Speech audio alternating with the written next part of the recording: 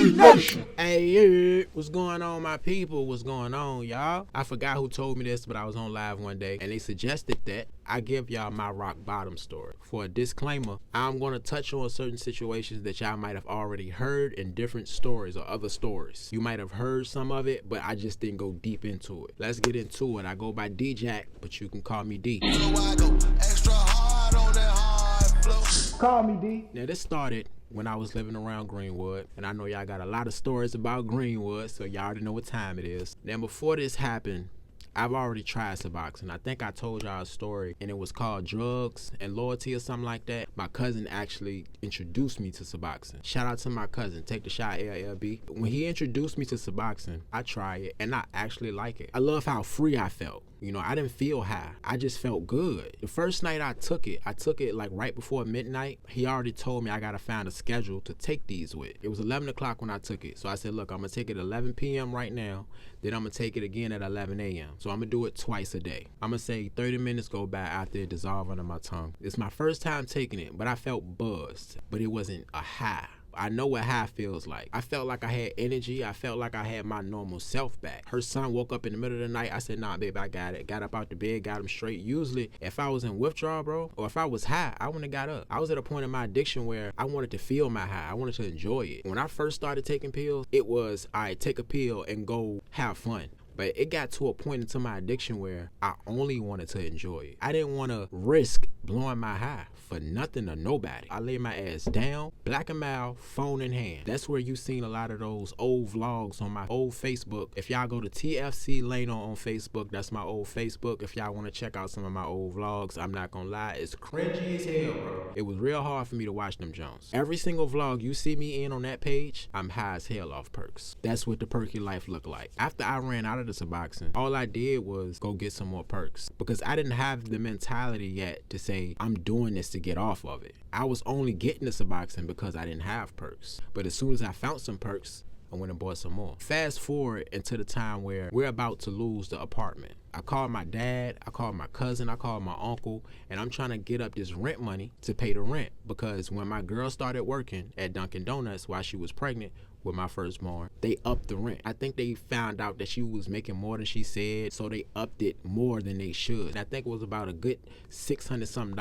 And we actually end up getting the money. But as we getting the money, our lights get turned off. We already got the money for the rent, so we pay the rent. We ain't got to worry about the rent, but now we got to worry about the lights. But because this was the third time our lights was turned off, we were automatically evicted. We got a letter that said, look, you got to get out by this day, by that day, and all that. So ain't no way we did all this, asked for all these favors. These people paid all this money just for us to get put out anyway. Do you want to know how much the light bill was? $118.19. I still remember the bill.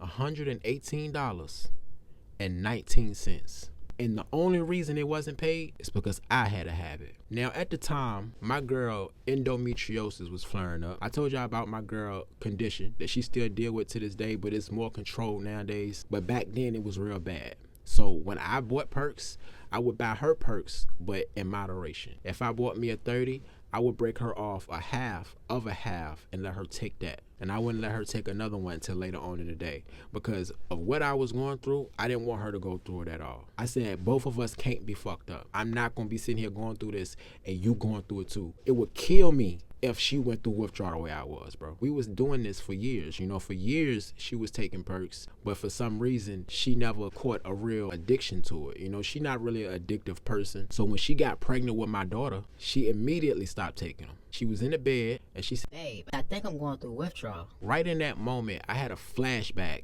to when my family member told me what I was going through was withdrawal. And ever since he told me that, it never stopped. Now, every time I get a sweat, I'm thinking it's withdrawal. Now, every time I don't want to get up or I'm sluggish, it's withdrawal. For the life of me, I said, no, it ain't, babe. You know you're pregnant. Then plus your hormones all over the place. I moderate your pills, babe. I know better, though. I knew better. There's a very good chance that she was going through withdrawal. That she's already been taking them a long time. Even though she's never taken over a 10 milligram at one time. So it's a good chance she was going through withdrawal, but mild withdrawal. Here she go, text me right now, ask me, do I have my daughter's charger? Nope, I don't have her charger, but I have my charger. Yes, my 5-year-old daughter has her own phone, own service.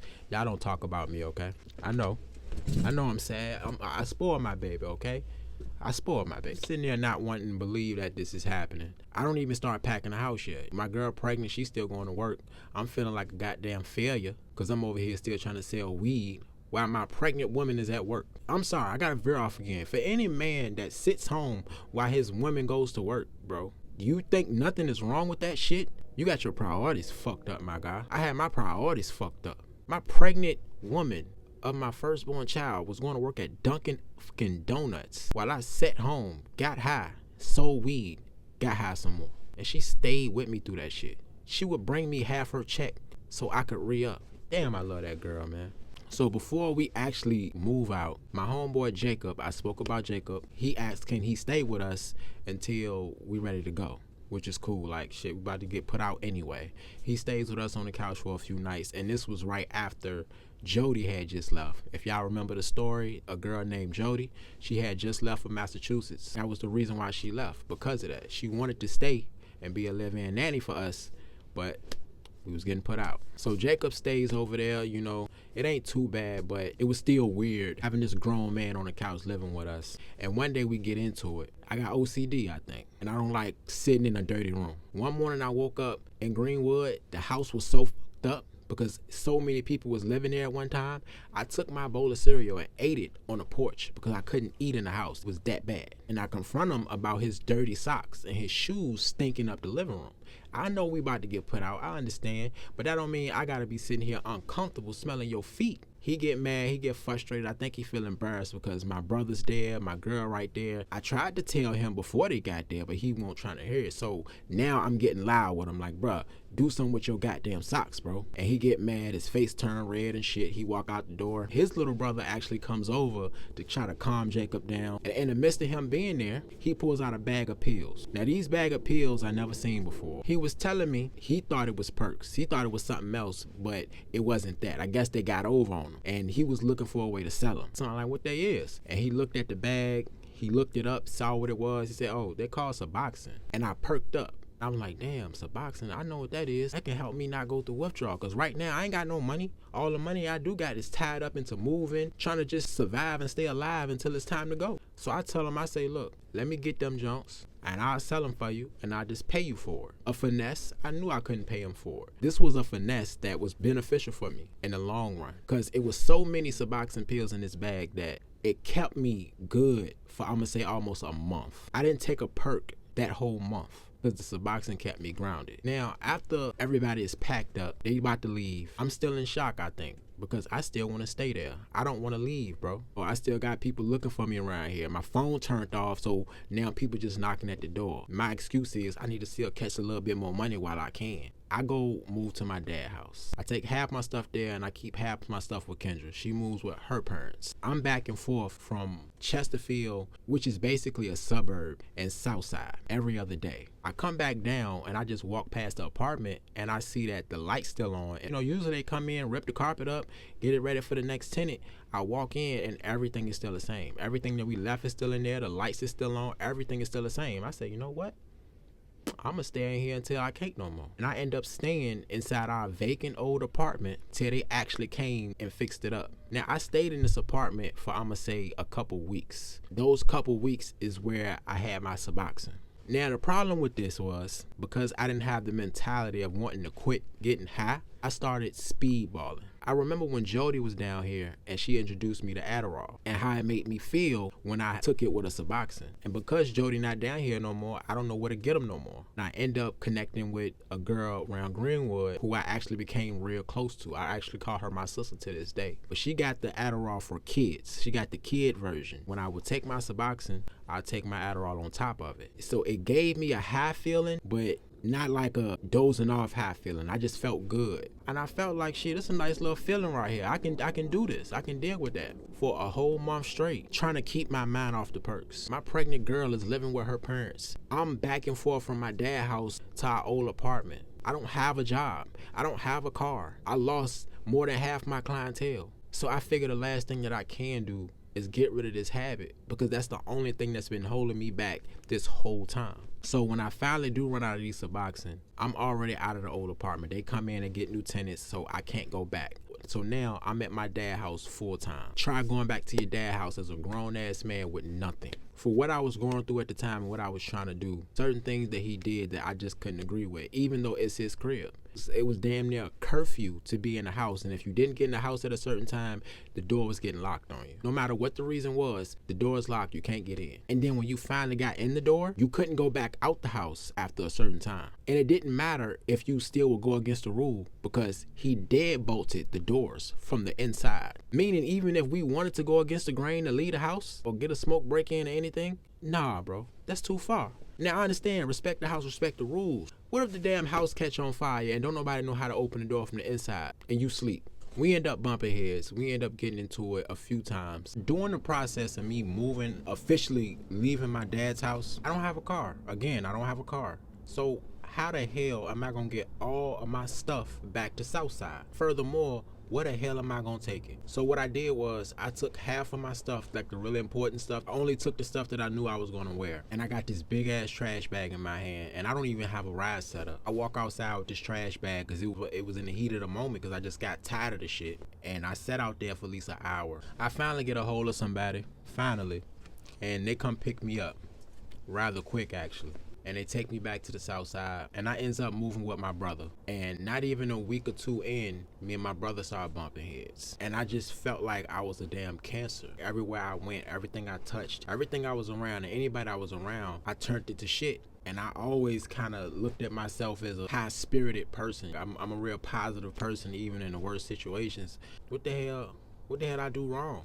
I walk outside my brother's balcony. He ain't like smoking in this house. I don't know if other addicts does this or other people do this. You always got a mental stock of what you got left. You're always thinking about what's gonna last until the next day or the next week or whatever. Me knowing I only got one Suboxone left, the pill Suboxone, and I'm knowing it ain't gonna last over 2 days. So a few days go by, and like I thought, by the end of the second day, I'm taking my last piece of Suboxone. So I'm knowing by wake up tomorrow, or at least by that evening, I'm gonna start going through withdrawal. I tough it out all the way until the next day, still going through withdrawal. And I had a flashback of when I was in that truck with my homeboy, the guy that I looked at as my mentor, like a street mentor, when he offered me that dog food, telling me, man, it's basically the same thing, you know what I mean, and it's cheaper. Appreciate that, bro. Appreciate that. You good? You good? Yeah, but nah, for real, bro. Like, man, that's all I had. I'm trying to get some, what's the name? I'm trying to get some junks. He took out a little baggie, put it to his face. Yeah, bro. For real though, bro. You better off just messing with this, bro. Messing with what? Perked up. I perked up after that. I'm looking because I know what it is. I just can't believe he telling me this. Man, bro, for real, bro, cause like, this joint's cheaper and it's stronger, bro. Like, you ain't gotta worry about all that. And I was thinking on it. All I had in my pocket was $10. I couldn't find no Suboxone, and the perks that I could get was too expensive. And I just kept thinking on it. I rode the bus all the way around my old neighborhood, and I knew exactly who to go to. And I went and copped some dog food. I didn't know how much it costed. I didn't know how much I needed. I went up to him. I just said, "Look, bro, all I got is $10. Can you do something for that?" Yeah, I can do something for that. I got you, bro. Signal to his homeboy. He come walking over there, gave him the bag, gave me the bag. I probably sat in front of this dude for about a good 8 seconds looking at the bag before he had to snap me out of it. Like, bro. Oh yeah. My bad, bro. My bad. My fault, man. I'm gonna holler at you. All right, bro. Catch the bus back to my brother's crib, and I sat on that couch all night looking at that bag of dope, going through full withdrawal, bro. And I'm just like, man, if I go down this road, I might not come back. You know, I'm just fiddling with it, looking at it, opening it, closing it back up, opening it, closing it back up, and I'm scared as fuck. Like I've told y'all in other stories, I was scared of anything hard. If it was in powder form, I felt it was lethal. I grew up around crackheads. I grew up around fiends, so you know, I always looked at that type of drug use is the worst kind. That's just from my POV because of how I grew up. That's not to say that it is. That's not to say that all this shit is not the same. That's just how I grew up. So I finally opened the bag and I dump it out on my hand. I got it on my hand like this. I started thinking about my daughter.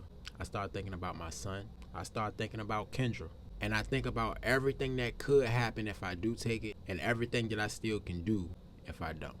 But it's not stopping me. I still got it on my mind that I'm gonna sniff this shit because the feeling is fucking horrible.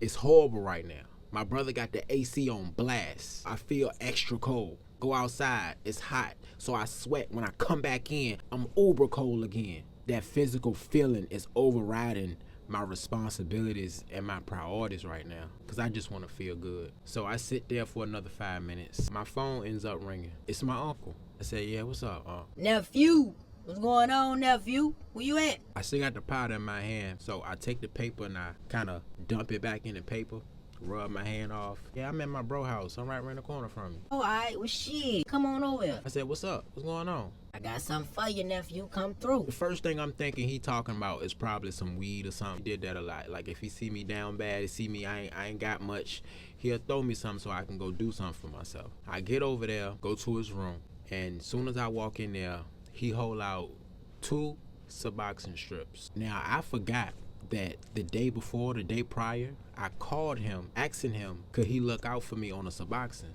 I said, if you can't look out on a Suboxone, if you got a ditty or two, can you look out on that? I was willing to take another perk because I couldn't get no Suboxone. I grabbed the strips. Oh, I gotta go to the bathroom. Hold on. So I get in the bathroom, I shut the door, and I breaks the fuck down. Right? I don't think I cried so long in my life. I was in there so long that my uncle came to the door like, hey, nephew. His girl had to use the bathroom. I've been in there for damn near 30 minutes. So I go to wash my face, so even if it looked like I was crying, I can just say I washed my face. I didn't really feel like answering questions on why I'm crying right now. And I didn't want to tell nobody that I was about to sniff some dope. I come out, he asked me, am I alright? I said, yeah. I said, look, Uncle, I really appreciate you. I appreciate you so much. He was like my street father. It's like second nature for him to look out for me. Then he don't look at it as like, oh, you owe me or nothing. Nah, it's my civic duty to look out for you, nigga. I'm gonna forever look out for you. Right now, I can call my uncle right now. If he got it, he'll look out for me. I ends up going back to my brother's house. I left it in a piece of paper. I left it folded up in the paper. I took the dope to the bathroom and I flushed it. And from then on out, I told myself, I said, I ain't never popping another perk again, bro. I took that as a sign. I didn't just look at that as a lookout. I looked at that as you almost there. And I got the message. So from then on out, if I didn't have the money for Suboxone, I went through withdrawal. I would go through this every other week. I damn near got used to it. So I started looking for other places to live because I knew by that week or next week, we weren't gonna be cool. And my prediction was right. So I just said, fuck it. I took all my shit. I gave him back his key. He dropped off my clothes at my girl house. Her parents obliged and took me in. And everything is cool. You know, I feel like I'm at a spot right now where I can build something from here. This is where the accident happened with my daughter. Not just recently, but I'm gonna say about 2 months ago, I already told y'all that story about how my daughter ended up getting into I ended up having to take her to the hospital. There's a lot of variables and a lot of factors to my rock bottom. It wasn't just a one thing that said, I'm done. I gotta change my life. It was a lot of things, bro. It was my self-esteem. It was my family living in one bedroom. It was me not being able to afford new clothes because they can't fit the hand-me-downs that they got a few months ago. Or the fact that my girl got to depend on her parents to buy our kids food. I came to the just that just taking Suboxone is not going to work because, yeah, it's better. I can function a lot better. I'm doing a lot better, but I need more help than this. I need an extra push. I don't know what it was, but I needed something different. So I started calling different groups, calling different addiction facilities, and I landed with Groups Recovery. Now, I told y'all the story about that too, how I got with them, so I'm not gonna go deep with that. I needed some structure in my life. I lived the past 10 years winging it every day. Every single day, that's how I lived my life, on a wing. I wake up not knowing what the hell I'm gonna do, when I'm gonna do it, how I'm gonna do it. It's just that today is another day to get another dollar. So after I got into group and I started talking to people, I started realizing that I had trauma that I didn't know I had. To the point where when I started talking about it, she'll ask me a question about my childhood and I'm just answering it like, yeah, this what happened. Oh yeah, I remember that time. I just started crying, bro. What the hell? No, I'm sorry, my bad. Like, I don't know where this coming from. I'm like, why the hell am I crying? I don't even know why I'm crying. Why does this hurt? And she explained to me that you got a lot of unchecked trauma that you made yourself forget about. Your addiction helped you forget about it even more. And it made so much goddamn sense. And when she said that, bro, it's like a light bulb went off in my head. I can't even explain it. When she said that, something happened. Right after that conversation and I was fully signed up into group, I got off FaceTime with her and I went looking for jobs. That's when I started working at McDonald's, Walmart. That's when I started going extra hard. I started getting my prescription for Suboxone. So now I ain't gotta worry about paying for it. And as scared as I was to tell the world or anybody who would listen about my addiction, this was the final piece to the puzzle. This channel right here. It helped me a lot. Y'all helped me a lot. Real talk. From what I know and from what I understand and from my own experience, people who deal with addiction, you gotta have that bottom coming up under you. You gotta see that bottom coming before you're really ready to change. You can't explain it. It's not something that you can describe. It's just something that you're gonna know is there. It's just something that you're gonna know is happening to you at that moment. You're gonna know when you're going through your rock bottom. Only you can know that. Can't nobody walk up to you and tell you, hey, you're going through your rock bottom, man, now it's time to change your life. No, only you will know. And everybody's experience is different. I want to salute everybody out there fighting their addiction to the bitter fucking end. Don't let it win, man. You're stronger than that addiction. Be the change that you see in yourself, man. Turn back into that person you used to be before you picked up that pill, or you picked up that needle, or you picked up that dope. Whatever you picked up. Because that person is still inside you. Waiting. Just waiting. But that's all I got. I appreciate y'all listening to my story. Y'all stay safe. Y'all stay positive. I go by D-Jack, but you can call me D. And we out. I go extra hard on that hard flow. Call me D.